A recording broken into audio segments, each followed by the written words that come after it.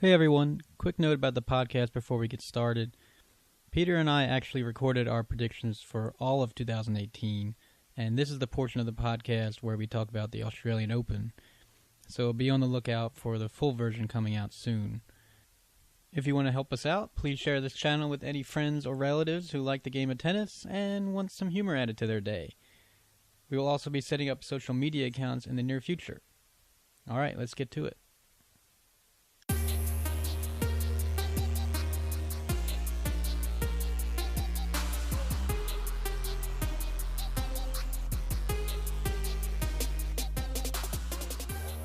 What do you say, Peter? Should we give it a try? We'll do our best. Well, we did the same thing last year, if you'll recall. I came over to your house. I wrote down our picks, my picks, and your picks on a piece of paper, and we treasured it all year. And we're going to do the same thing this year, but thankfully you have your Microsoft Excel spreadsheet up so we can... Your picks were mostly wrong last year, though, so I'm hoping you improve a little bit between then and now. Can't I get through the logistics before you criticize me? Okay. It's just go ahead. I'm sorry. Yeah, I don't want to put you down. We haven't even started the year yet, really. I mean, there's tournaments in New Zealand that no one cares about, but I think we can make some. We can have some differing opinions today, but we'll debate. One of us will see right. where it goes. So, top of the year, Australian Open is coming up. I think, as with the end of last year, the biggest story going to Australia is not who will win, but it's who's not even playing. Half the field isn't even going to be there, or like half of the potential winners aren't going to be there. Yeah, it's terrible. We thought everyone had enough time to recover, and then every day there's someone else dropping out. It's kind of sad. Well, again, it's like if you looked at the field from 2 years ago, I think, or even probably last year, like the top 5 players, they were all there last year. Yeah, probably none of them are in the top 5 right now. If I had done a little bit of research, I would be able to back that up with facts. But I feel pretty confident about it. Djokovic, Nishikori, Murray. Who else would have been? Raonic, maybe. Okay, so Australia. Coming up, it's this Monday, January 15th. It's Australia already. Are you excited? I'm pretty excited. I think it'll be fun. I mean, we all have to get up at 3 a.m. and start watching tennis, but I like doing that. We have to. We have no choice. So, go ahead. Okay, I'll start. So okay, I'll start. So the thing is that last year we had this amazing story in Australia, right? That, we were having a couple greats who had taken 6 months off. Nadal, Federer, everyone's wondering how they're going to do. And nobody had any clue because nobody's seen them play. Then they come in, they dominate the tournament, and Federer wins it. Nadal comes in second. Great match. I'm going to predict Australian Open. Novak Djokovic is going to do the exact same thing that Federer did last year. Wow. He's going to ride into this thing. He just won a big match against Thiem. Straight sets, looked good. He's wearing a new sleeve on his arm that apparently helps his elbow or something. Maybe it's magic from his yoga guru or something. He's probably going commando too, because that was always Andre Agassi's thing was to go commando, and it helped him. So maybe that was why he brought him on board. Wouldn't that hurt, chafe, anything? He actually went commando. That's how he won the French Open in 1999. That's actually surprising because he used to wear the little short shorts too, and I'd imagine just like a ball or two flying out. I go back and look at the tape. I'm sure we could find something. So anyways, I think that Novak Djokovic is going to run through this tournament. He's a 6-time winner. He knows Australia, and he is going to win the Australian Open. Start the year off with the Big Four once again in commanding position. Go. I should have warned you that this year our picks are public now, so don't screw them up. We're publishing these picks to the world.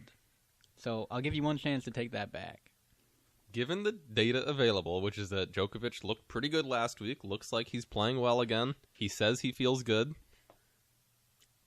I'm going to go with it. To your point, he has always done well in Australia. Yes. So he's going to have to win quickly. So he'll have to win his first 4 matches in straight sets. Because I agree that if he does 3 straight 5-setters, he could be in trouble. Well, that's what I think is going to happen. I don't because think so. you know his style of play. He has to be on for everything to work well. He has to grind out opponents. He has to be patient. Whereas Federer, last year, he can just do brilliant things and blow someone off the court, but Federer's Djokovic matches can't do that. Federer didn't win quick last year. He had 3 5-setters to end the tournament. That's a good point. I think that Djokovic is fresh. For the first time in a long time, he actually looks happy to be playing tennis. I think he's going to come out and he's going to dominate the first week.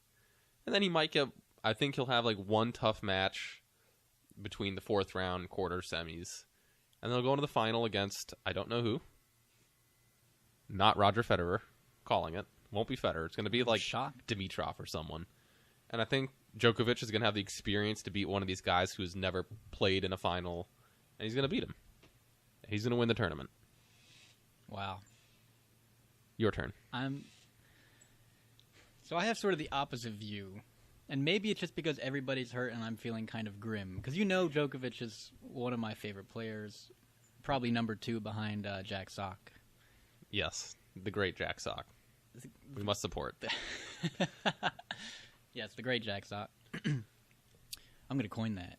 You know how Trump gives people like names? It's going to be the great Ted, Jack Sock. The great Jack. Yeah. Great Jack. There's Crooked Hillary and all that. Anyways, so you disagree with me. So I think Djokovic's injury is worse than we think it is. I mean, elbow injury is one of those tough parts of the body to heal well, and even 6 months might not be enough time.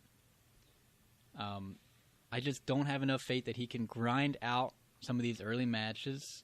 He might not lose in the first or second round, but he's not in tennis shape. It's one thing to be like in shape, another thing to actually play in the matches and have matches under your belt. And the way that he plays, he has to be consistent enough to pull out these matches.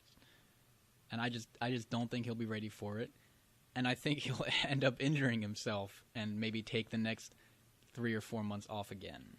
I think the same exact thing could have been said about Rafael Nadal last year. He also has to grind matches out, play a lot of matches, takes a lot of time. Well, there was a history of it. His knees always hurt. There was a history of it. It wasn't the first time he's taken a whole lot of time off. That's true. But, I mean, Federer did the same thing last year. Your points are well made. I got a gut feeling. So, my pick for the Australian Open, I'm going to go a little crazy here. And this is Mark kind of like hoping, but also maybe intelligently predicting some interesting things coming down the pike. Send me your knowledge.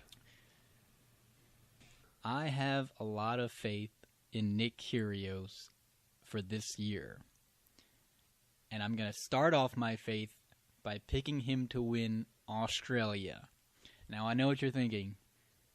Mark, you said Novak isn't going to win it with an elbow injury. How is Kyrgios going to win it with a hobbled knee? Yes. As it seems like he has. Yes. Also, he has a broken brain, but it's not about his knee.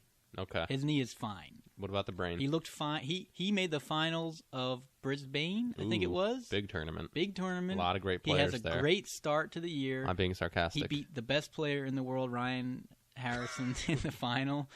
Yeah. Very tough final. Very tough. But he beat Dimitrov in the semis, so we got to give him some credit. He beat one good player. And you and I are both on the Dimitrov train now for this year. I do like Dimitrov. I know we are. He looks good. I think Kyrgios could have the most amazing 2 weeks of his life and of the Australian Open in general, since Leighton Hewitt used to do well there. I think he could really feed off the energy of the crowd. This is the time for him to show us what he's got. Now, in addition to that, okay, Nadal is hurt. Murray is out. Everybody's hurt. Everybody's chronically hurt. No, it's almost like injuries don't matter anymore. He's not hurt as bad as Nadal. Nadal is hurt. Murray is out. Djokovic is hurt. Maybe. Djokovic just beat Thiem in straight sets like 2 days ago. Djokovic isn't in terrible form right now. He looks good. All right, but Kyrgios, everybody's hurt. Yes. Except for Kyrgios. So as long as he doesn't get in the same quarter as Federer, who's the only one other person that matters, I think, he could make a run at least to the final. I know that sounds crazy, but I have faith that he'll pull it together for this tournament. I mean, it's not crazy. He is probably one of the best players in the world. And of the non-Federer players, and Djokovic, Nadal, of the non-players who have won a major, I would say he's the most likely to win a major. He's got the most raw talent. And I'm going to get you to agree with me on something. Okay. If you had to pick top 3 for the Australian this year, you're obviously saying Djokovic, you would say Federer, and I bet you would put Kyrgios as number 3. You can't deny it. I can't see you putting anybody else in number 3, maybe Dimitrov. I could put several players. Cilic could win it. You keep forgetting about Cilic. You hate Cilic. I just hate him so much that I don't like him doing well. He keeps going deep into tournaments. I know, I hate it.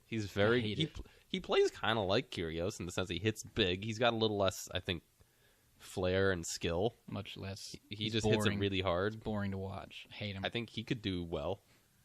I think it could end up being Kyrgios is going to play a guy like... It's going to go 5 sets or something. And we'll see. Maybe he'll screw his head on. In the past, I think Kyrgios has lost big matches in majors, except for that one against Nadal at Wimbledon. But he hasn't done that well at the majors, that I recall. So, he's not. And that's why it's an element of faith. The truth is, I'm a big believer in, past predicts future. We haven't had a real surprise in tennis in about 10 years. If you think about it, we've had 1 or 2 hiccups. Cilic. The last surprise. Cilic may be the real only surprise, because even Del Potro wasn't a huge surprise when he won that major. Yeah. Wawrinka winning his was sort of a surprise the first time he did it, but he's shown himself to be pretty consistent. So we'll see. You're right, Kyrgios is young, so maybe this is the ascendancy. I'll believe it when I see it. Well, we will see. Okay. Well, so let me write all this down. So Mark thinks that untested Nick Kyrgios is going to pull out his first major win. Peter's going to pick the proven contender winner, 6-time champion. Yeah, and I would also be happy if Djokovic wins, because like I said, he's one of my favorite players. I love Andre Agassi, who's obviously coaching him. Yeah. Even if you were right, I'd be happy. It would be a good comeback story once again to have Djokovic back in the mix, doing well. It's so frustrating to watch my favorite players play against him, because even more than Nadal, he's just this steel machine, and you lose hope when your players play against him. So I like him being hurt, selfishly, but he's good for tennis. So I'm going out on a limb as well, picking Djokovic.